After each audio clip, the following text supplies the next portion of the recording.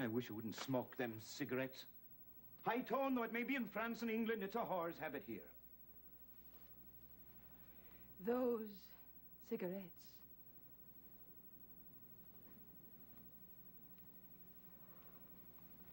Don't try to hurt me, Matt. You know you can, as I know I can you. What do you want? I want to be your wife without disgrace. I want my honor back. I want to live without the need to lie. I want you to keep faith. Not now. But you've said that for 3 years. What is it you're afraid of? Losing out. You do not know these people as I do. They turn upon the ones they make the most of. They would on me if given half a chance. And if it got around that we were married in an English city hall, lose out we would. Matt, losing out.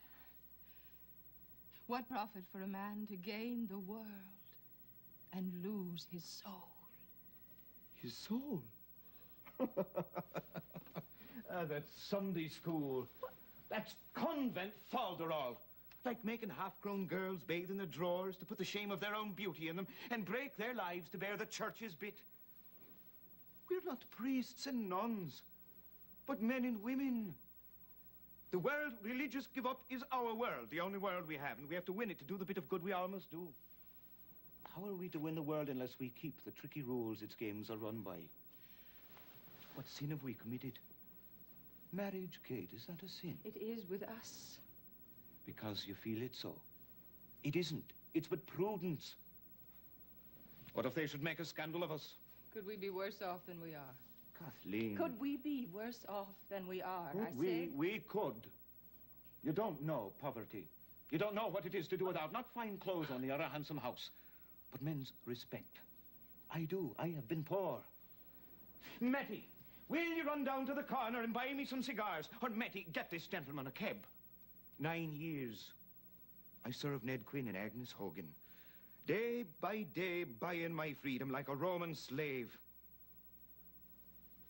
Will you have me put liberty at stake to ease your scrupulous conscience?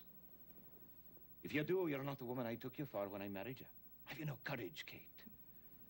Will you lecture me on courage? Do you dare? When every time I walk those stairs to the street, I walk to what I know is an enemy camp. I was not raised like you. And please, Matty, no offense. I miss my home. Poor's habit it may be to smoke, as you say, but it brings back the talk we used to have about old friends, new books, the Lord knows what on our first floor in Bagot Street in Dublin. This following you think so much about. We live in mortal sin for fear you lose it.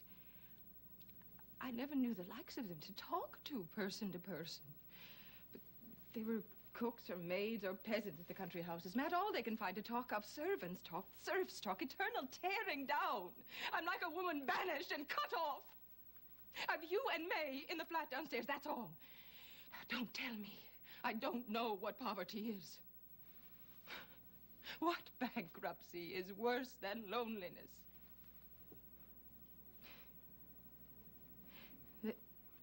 They say the sense of exile is the worst of all the pains that torture poor damned souls. It is that sense I live with every day. Are you the only exile of us all? You slept your crossing through in a rosewood berth, with the swells 100 feet below your portholes, and ate off china on a linen cloth, with the air around you as fresh as the 1st of May. I slept 6 deep, in a bunk short as a coffin, between a poisoned pup of a seasick boy and a slaughtered pig of a snorer from Kildare who wrestled elephants the wild nights through and sweated sour milk. I woofed my meals. Green water and salt beef and wooden biscuits on my hunkers like an ape in a 4-foot aisle as choked as the one door of a burning school. I crossed in mid-December. 7 weeks of driving rain, that kept the hatches battened in a hole so low beam a man my height could never lift his head. And I couldn't wash. Water was low. The place was like an ice house. And girls were as thick as field mice in a haystack in the bunk across. I'd have died of shame when I stood in the landing shed of this promised land, as naked as the day I first saw light, defiled with my own waste like a dying cat, and a lousy red beard on me like a tinker's, while a bitch of a doctor with his nails too long dared tell me, in America we bathe. I'd have died of shame had I sailed here to die. I swallowed pride and rage and made a vow the time would come I could spit both out in the face of the likes of him. I made a vow I'd fight my way to power if it killed me. Not only for myself, but for our kind. For the men behind me laughing out of fear at their own shame as well as mine. For the women behind the board partition, frightened dumb with worry they'd be sent back home again to starve because they'd dirty feet.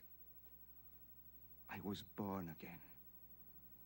It came to me as brutal as the cold that makes us flinch, the day the midwife takes our wet heels in her fist and punches breath into our dangling carcass.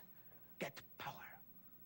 Without it, there can be no decency, no virtue, and no grace. I have kept my vow. The mayor's chair is mine, but for the running. Will you have me lose it for your convent scruples?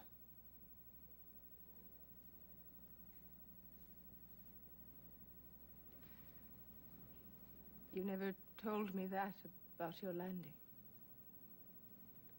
There's many things I never told you, Kate. I was afraid you'd hold me cheap. Matty, don't you know me yet? Stand by me. Stand by me, Kate. The next 4 days count hard. By Sunday next, I'll have won all or lost. What's Sunday next? The clam bake for Quinn's birthday. We're to make things up between us and make the announcement on the steamer voyage to Seagate Sunday evening.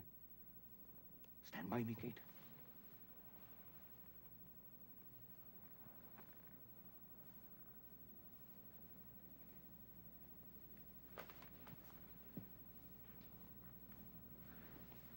And as sure as God's my judge, the minute I get into City Hall, the first thing I will do is call the priest and ask him to make peace with God for us. Stand by me, Kate. I will, though it costs my life. God stand between us and all harm. Here, now I've wiped those words from your lips. Where's my mind? I brought champagne, and it's as warm as tears. Get the glasses.